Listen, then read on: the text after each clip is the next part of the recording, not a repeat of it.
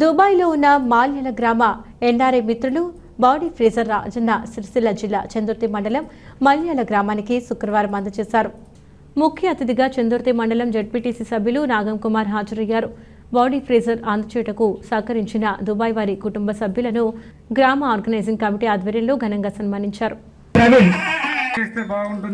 ఆలోచించినప్పుడు మన బండపల్లి దేవన్న మరియు వాళ్ళ మిత్ర బృందం కలిసి మేము ఒక కార్యక్రమం అనుకుంటున్నాం. మీరు ఖచ్చితంగా దీన్ని దగ్గరుండి జరిపించాలి.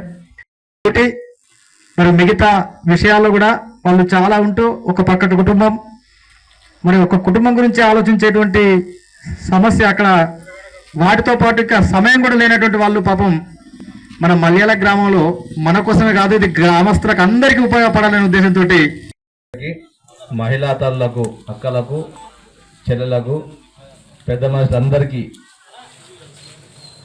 నా నమస్కారం తెలియజేస్తూ, యువకులందరికీ కూడా నా నమస్కారం తెలియజేస్తూ, ఈరోజు ఒక చక్కటి మంచి ఆలోచనతోటి మన గ్రామం నుంచి పరాయి దేశంలో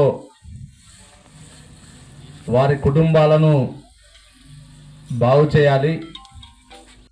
ఇంత చక్కటి ఆలోచన ఉన్నందుకు మా అందరి పక్షాన హృదయపూర్వక ధన్యవాదాలు తెలుస్తూ, భవిష్యత్తులో కూడా నిరుపేద కుటుంబాలకు అండగా ఉండాలి, మీ సంస్థ ద్వారా మరిన్ని పేరు పొందాలని చెప్పి తెలియజేస్తూ, మరొకసారి వేదిక ఉన్న పెద్దలందరికీ, ఈ మల్యాల ప్రముఖులందరికీ, ఇంత చక్కటి కార్యక్రమాన్ని ఆర్గనైజ్ చేసినటువంటి బాబన్న కావచ్చు, వినీత్ కావచ్చు, నరేష్ గారు కావచ్చు, గంగాధర్ కావచ్చు, సుధాకర్ కావచ్చు, శ్రీధర్ నా కోపంగా అవుతారు, ఆయన ఎప్పుడు కోపంగా ఉంటారు, శ్రీధర్ కావచ్చు, మీ అందరికీ హృదయపూర్వక నమస్కారం తెలుస్తూ ముగిస్తా ఉన్నాను.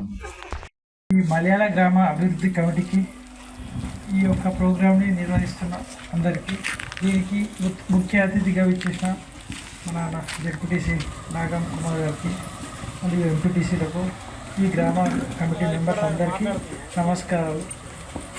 నాకు ఫస్ట్ బాబు గారు ఫోన్ చేసి మీటింగ్ సార్ రావాలి అంటే దేనికోసమని అడిగిన, ఫ్రీజర్, బాడీ ఫ్రీజర్ అనే ఒక మంచి కాన్సెప్ట్ చెప్పగానే నేను డెఫినెట్గా వస్తానని చెప్పిన. అది కాకుండా ఇంకేం చేస్తానని అడిగితే రోడ్ సైడ్ బోర్డ్స్ అన్నాడు. సైడ్ బోర్డ్స్ ఎందుకు ఉపయోగం అంటే, నేనే ప్రత్యక్ష సాక్షి ఈ యాక్సిడెంట్స్కి. ఎందుకంటే రోజు ఒక 2-3 అవుతున్నాయి మన ఊరిలో. మనకు ప్రతి వ్యక్తి ఎలా అయితే సిగ్నల్, మనం రోడ్లో మెయిన్ రోడ్లలో సిగ్నల్స్ ఉంటాయి కదా, జంక్షన్లలో ఆగి వెళ్ళడం అనేది నేర్చుకోండి. దానివల్ల చాలా రకాల ప్రమాదాలు నివారించవచ్చు.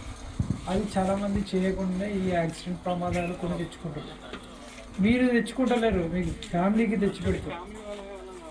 ఎంతోమంది నేను చూసిన దుబాయ్లో, వాళ్ళందరూ అక్కడ ఉంటారు, చనిపోతారు.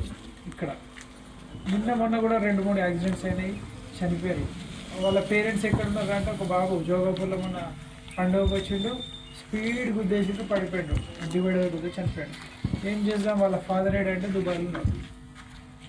బాడీ వచ్చేదాకా ఆపాలి, అక్కడ పోస్ట్ మార్టం చేస్తాం, దానికి ఒక 12 గంటలు అవుతుంది.